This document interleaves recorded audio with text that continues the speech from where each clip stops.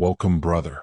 You didn't land here by chance, and trust me, what we're about to dive into could flip the way you see yourself, and how the world sees you too. See, truly sharp men? They aren't just impressive because of what they know, it's what they choose not to say that sets them apart. They've mastered a hidden power, the power of restraint. They understand that sometimes saying nothing says everything. I've seen it firsthand, in boardrooms, barbershops, even during quiet walks beneath city lights. It's not the loudest man who commands the room. It's the one who listens, who thinks before he speaks, who's comfortable letting the silence hang, because he knows his words carry weight. Here's the part nobody warns you about. Every time you open your mouth, you're either building your value or tearing it down. That's why the wisest men, they avoid certain phrases like landmines.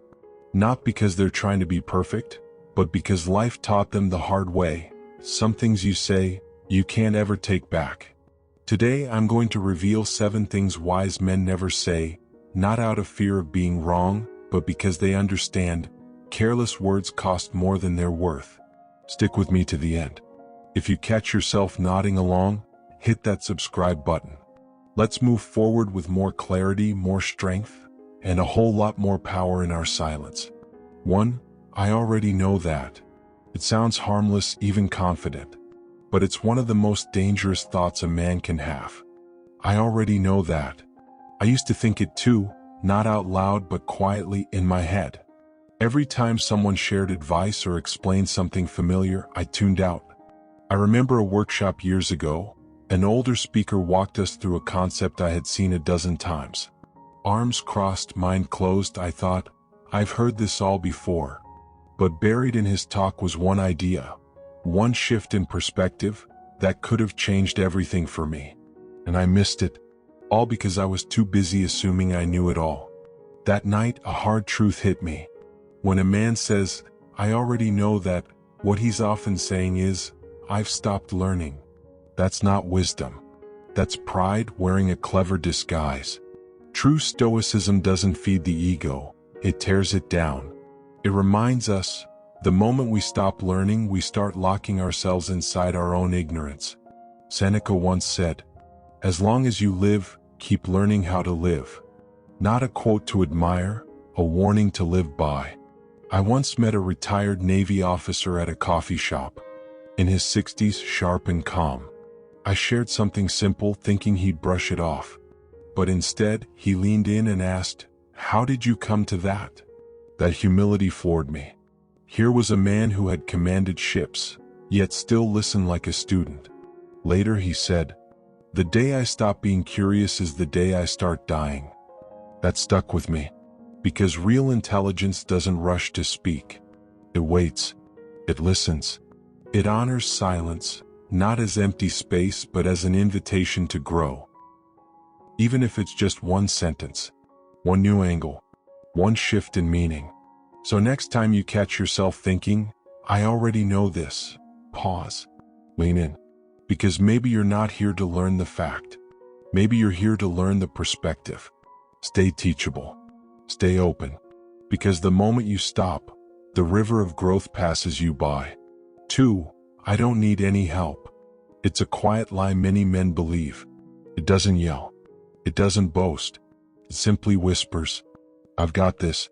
I don't need anyone.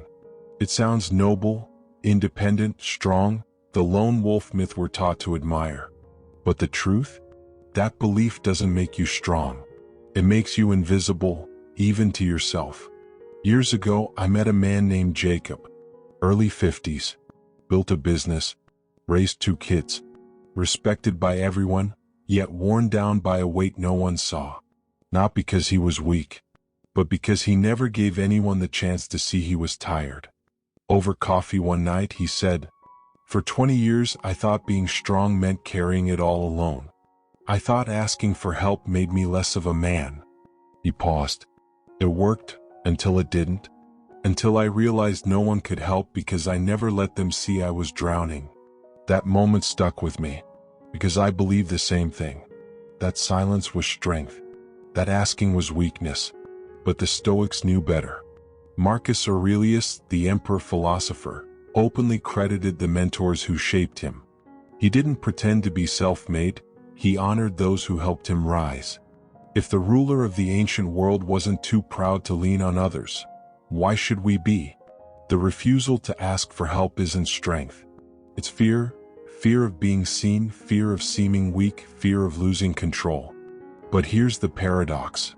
When you accept help, you don't lose power, you multiply it. Connection, brotherhood, that's what makes a man resilient, not isolated toughness. The Stoics didn't preach isolation. They taught self-mastery and interdependence. No man is an island, Epictetus said. And he meant it. The strongest men aren't the ones who suffer in silence. They're the ones who know when to say, I can't do this alone. I've been there. Sitting at my desk past midnight, drowning in deadlines and pressure. Telling myself, push harder. But it didn't get lighter. It got heavier until I finally reached out. Not for answers, just for connection, just to be heard. And in that moment, I didn't feel weak. I felt free. I felt strong in a way I hadn't known before. Because sometimes the bravest thing a man can do isn't holding it all in, it's letting someone in. So next time you hear yourself thinking, I don't need help, pause. Ask yourself, is that strength or pride hiding behind armor? Real strength isn't about standing alone.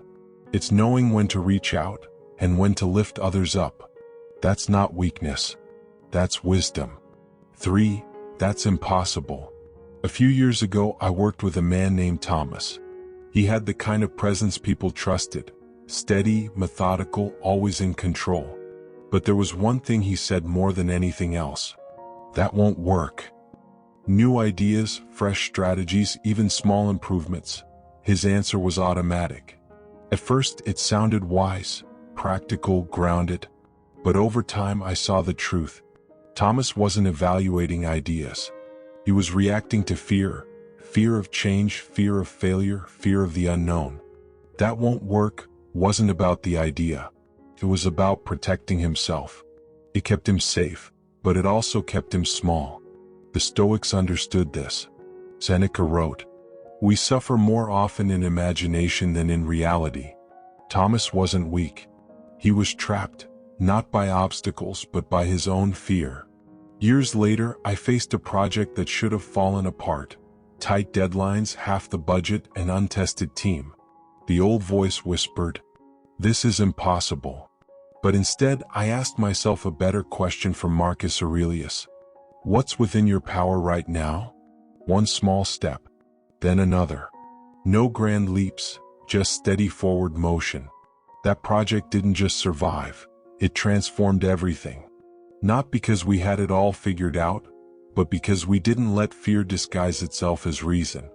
When a man says, "That's impossible," he's not describing the challenge. He's describing his relationship with discomfort. Wise men don't wait for certainty. They move forward, calmly, persistently, step by step. They understand, you don't need to see the whole path to start walking it. Stoic courage isn't reckless. It's patient. It acts despite fear, despite uncertainty. Because most of the time, the path isn't blocked. You just haven't walked far enough to see it. For, "That's not my fault." It's a phrase that slips out when pressure hits. That's not my fault. It sounds harmless, even reasonable. But every time you push responsibility away, you lose the power to change the outcome. Smart men know responsibility isn't about blame. It's about control. The moment you say, "It wasn't me," you also say, "I can't fix it." I worked with a man named Luke. We lost a major contract, missed deadlines, chaos everywhere. Luke had excuses ready, the client, the team, the Lukite. Some of it was true. But while he defended himself, he lost the one thing that mattered, his ability to grow. The Stoics understood this. Epictetus said, "It's not what happens to you, but how you respond that matters."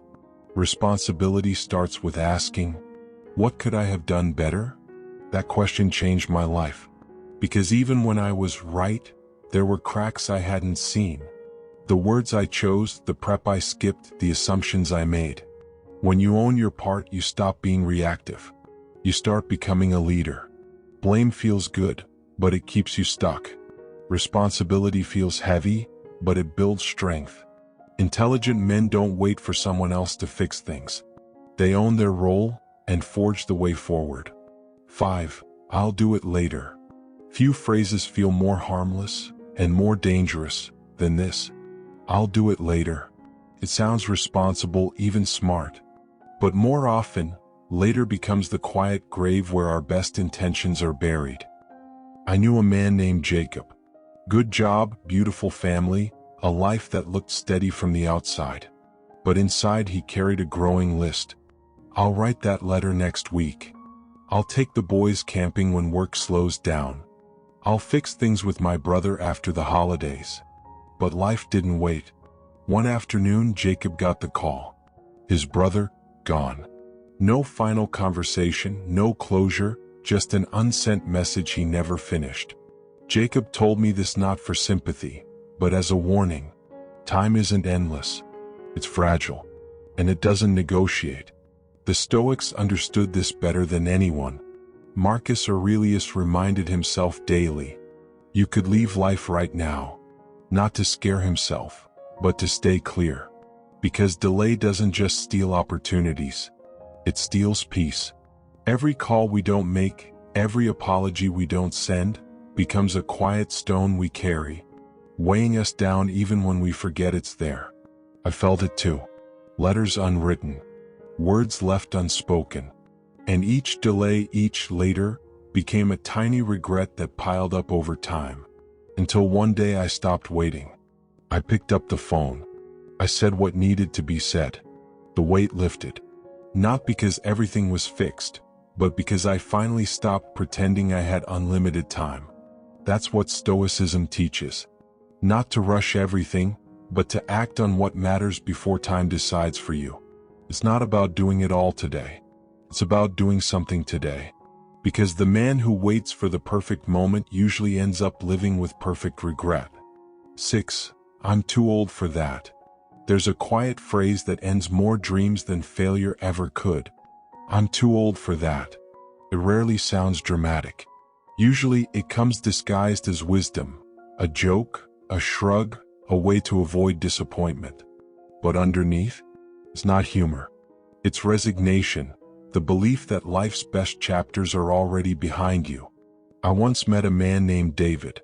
He was 67 when he signed up for a photography class. Not for a career, but because he wanted to see the world differently. At first, he felt out of place, surrounded by students half his age. He told me, I almost walked out. I thought, what am I doing here? This is a young man's game. But he stayed.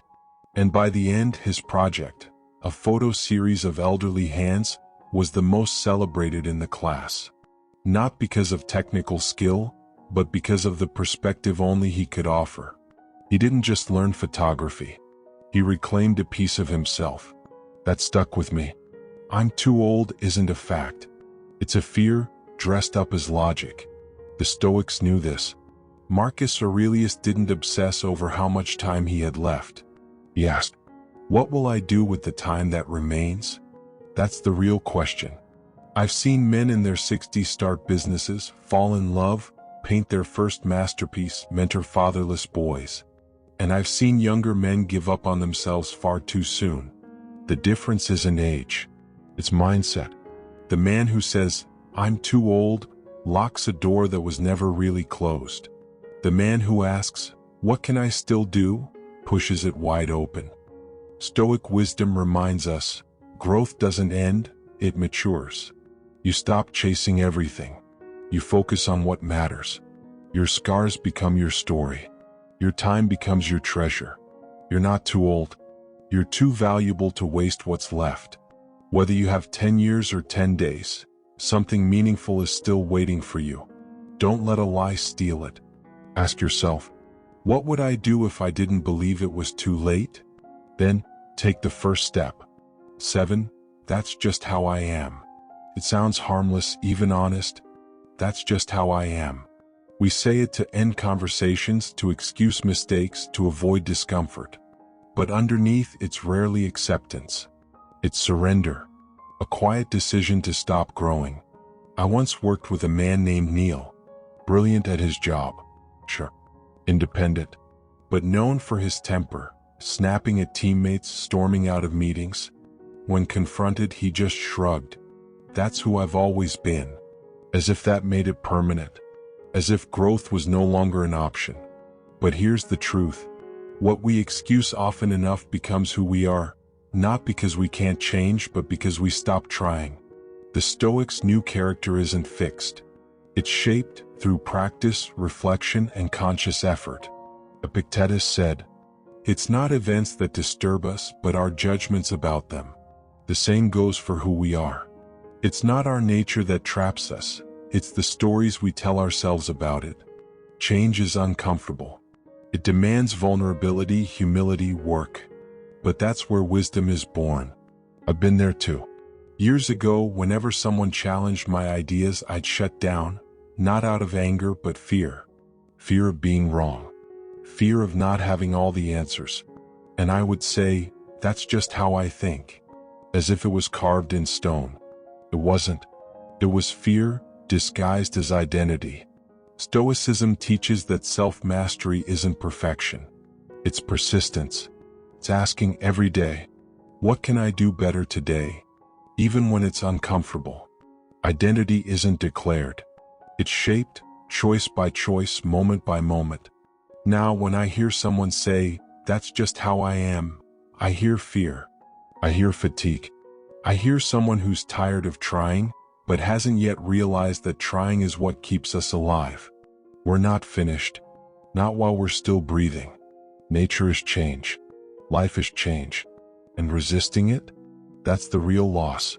So if you've ever said that phrase, and we all have, remember, you're not stuck. You're not finished. You're in motion. And the direction you move starts with the next decision you make. If today's video sparked something inside you, don't let it stay silent. Share it with someone else who might need the reminder too. And if you haven't yet, subscribe, not for noise, but for moments that remind you of the strength found in stillness. I'll see you in the next video.